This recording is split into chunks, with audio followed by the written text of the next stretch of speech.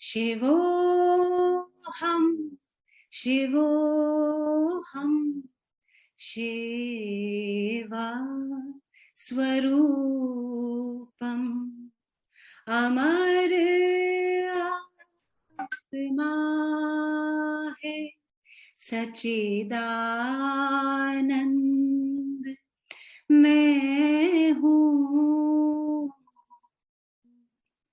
शिवोऽहं शिवोऽहं शिवा स्वरूपम् अमर आत्मा है सच्चिदानंद मैं हूँ। जिसे शास्त्र काटे ना अग्नि जलाए गलाए ना पानी ना मृत्यु मिटाए वही आत्मा है सच्चिदानंद मैं हूँ। शिवोऽहं शिवोऽहं शिवा स्वरूपम् अमर आत्मा है सच्चिदानंद मैं हूँ। Thank you.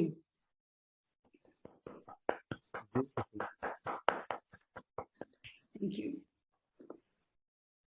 The other day my son was asking me, he's 14 years old, तो इस टाइम पे बहुत इंक्विजिटिव होते हैं, सब चीजों को चैलेंज करने का एक नेचर सामने आ जाता है by 14, and so he asked me what is spirituality. And we find a lot of people, it's become a very cliched word, everybody seems to be talking about spirituality and saying that I am spiritual and I am on the path of spirituality. But what exactly is spirituality? I think not everybody understands how it can be incorporated in our daily lives, in our everyday living. तो पहले तो हमने उसका मतलब ढूंढा dictionary में, जिसका मतलब यही था कि भाई जब आप कुछ सीख कर रहे हो, when you're seeking an answer, or when you're seeking for something, or when you're trying to find that thing which is much bigger, the higher power, that is spirituality. So I try to explain my son that when you look at a person, when you meet a person for the first time, who is that person for you? That person is Shivani or Vansh or Rajesh. That is what you perceive. That is what you see. लेकिन वो सिर्फ राजेश और वंश और शिवानी नहीं है, वो actually एक आत्मा है, वो एक सोल है जिसका एक ही मकसद है, and that is to become one with the Lord. The moment you understand that we are not the human being that you see in this, that you're seeing in front of you, but we are the soul, the detachment will go away. The pain and suffering, if there is any, will go away. A lot of times we tend to say that मेरे बेटे ने मेरे साथ ऐसा कहा, या my husband said this to me, or my wife said this to me, और उसने मेरे साथ ऐसा किया. That is the moment we connect with them on a physical level. Whenever we feel hurt, which is what I tried to explain to him, the moment you see that person beyond that physical form and see him as the soul, ये सब दर्द, ये सब attachment, ये प्यार और ये expectations, ये सब चले जाएंगे, क्योंकि वो सोल भी उसी जर्नी पे है जिस पे आप हैं, उसका मकसद भी वही है जो आपका है, to become one with the Lord.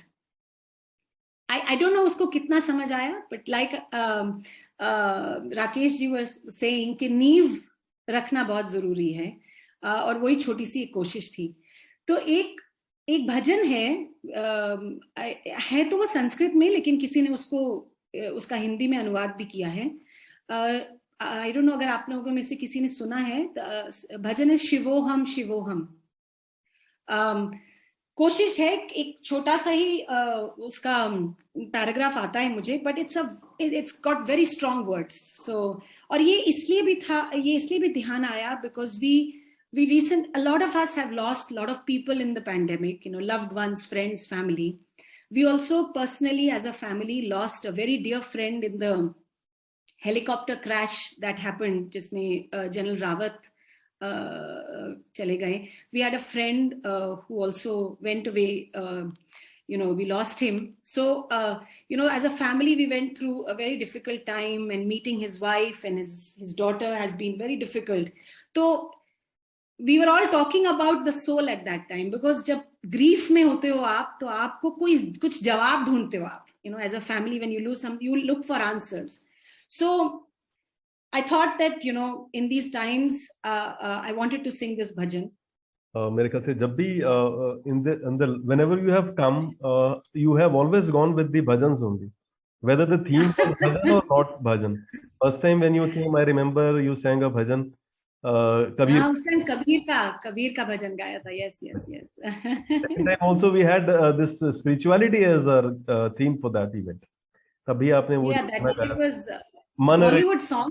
मन रे तू काहे spiritually, yes. मन रे तू, yes. It was also quite amazing.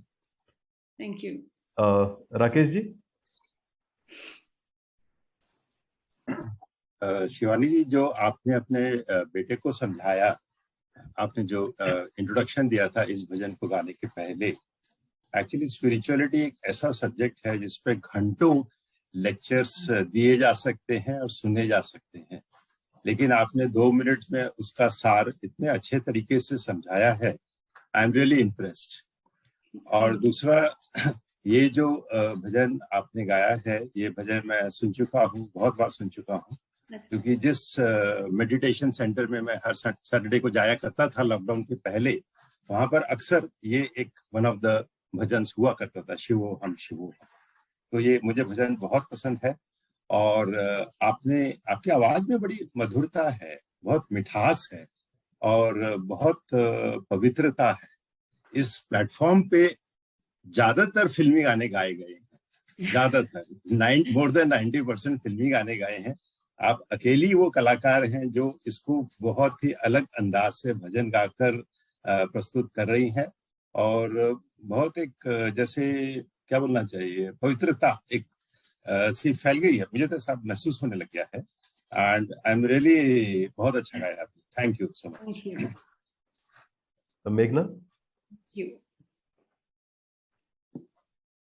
Honestly, मैं ज़्यादा भजन सुनती नहीं हूँ. I've never heard bhajan so much, except in childhood जब मेरी अज्जी गाया करती थी. She's also been on this platform, and तभी सबसे ज़्यादा भजन सुने हैं, because उनके घर पे महफिल होती थी. People used to come, and there used to be like a bhajan session every week. So तभी I used to listen to a lot of this, and it took me back to those days. Literally, when I was listening to you, it took me back to those days when I used to sit as a child and listen to this every Saturday, every Sunday. There is a very deep calmness in your voice. So though I'm not very connected to what you are singing, I'm a lot more connected to how you are singing and why you are singing this. That's connecting with me deeply somehow. And there's a very deep calmness in your voice that makes me like, okay, ये चलता रहे, मतलब आपकी आवाज चलती रहे, let it not stop, and it's making me connected more to myself. So thank you so much. Thank you. Vansh? Thank you. Yes, मैं एक चीज बोलना चाहूंगा कि जैसे सब कह रहे हैं, आपकी आवाज बहुत प्योर लगती है. इट कम्स अक्रॉस आपकी सिंगिंग में, आप जो मर्जी गाएं, इट्स लाइक ये चलता रहे. एंड एज मेघना सेड, बहुत ही अच्छा. और आपने दोनों भजन गाए, मैंने भी ऐसे ही सॉन्ग सिलेक्ट किए थे. एक इसमें फिल्मी गाना है, मैं सोच रहा था यार करूं कि नहीं करूं, क्योंकि एग्जैक्टली भाई बहुत ऐसी स्पिरिचुअल हो गई है और वो बहुत सूदिंग है. वैरायटी होनी चाहिए. वंश, डोंट वरी. मैं ना एक चीज बताती हूँ आपको. So when I add a love marriage, तो जब नया प्यार होता है ना, तो आप अंधे होते हो. I mean, वो कहावत है ना, लव इज ब्लाइंड, वो सच में ब्लाइंड होता है, आप कुछ नहीं दिखता, सिर्फ प्यार दिखता है। तो उस टाइम में तो हम हंस के कहती थी मैं अपने हस्बैंड को, I want you as my husband for 7 lives, 7 जन्मों तक तुम्हारा ही साथ मिले, क्योंकि नया नया प्यार था। अब जब शादी को इतने साल हो गए तो अब मैं कहती हूँ नहीं, तुम कुछ कह लो, तुम कुछ कर लो, इसी जीवन में पूरा करूंगी मैं, इसके बाद दोबारा एक और जीवन नहीं चाहिए। So then again I look at him as the soul rather than looking at him as Ajay my husband. तो उसके बाद क्या होता है, so I think it comes from, so when you have a child with special needs, आपको बहुत सवाल पूछते हो, आप बहुत सवाल आते हैं कि अच्छा मैंने क्या किया होगा अपने किसी और प्रीवियस लाइफ टाइम में जो इतने चैलेंजेस मिल रहे हैं इस जीवन में, है ना। और अब ये ऐसा तो है नहीं कि कुछ साल का है, बेटी बड़ी हो जाएगी, she leave the nest, you know, she is going to be with me for the rest of my life and her lifetime. then you have somebody you meet in your, you know, in your immediate family who you feel is troubling you every day.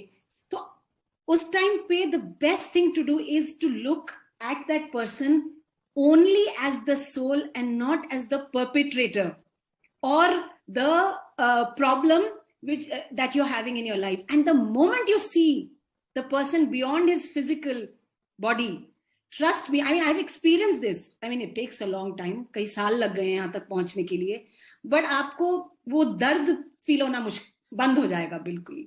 And I mean, it gives you a sense of calmness and peace inside. और फिर आप थोड़े भजन गा लो ऐसे, तो और अच्छा लगने लग जाता है अंदर से।